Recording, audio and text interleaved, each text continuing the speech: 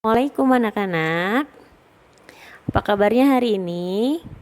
Hari ini kita akan belajar bahasa Sunda, kosakata pengajaran 6. 1.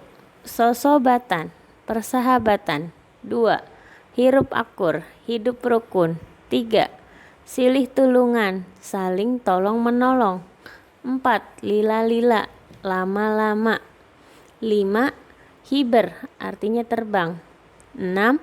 Rak-rak artinya jatuh. 7. Dibedil artinya ditembak. 8. Paninggaran artinya pemburu. 9. Rewasen artinya terkejut. 10. Nyerian artinya sakit. Oke, anak-anak, tugas hari ini adalah membaca cerita di halaman 70 sampai 71.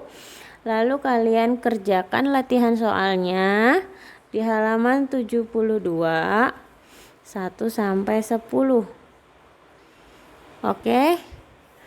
Terima kasih anak-anak. Wassalamualaikum warahmatullahi wabarakatuh.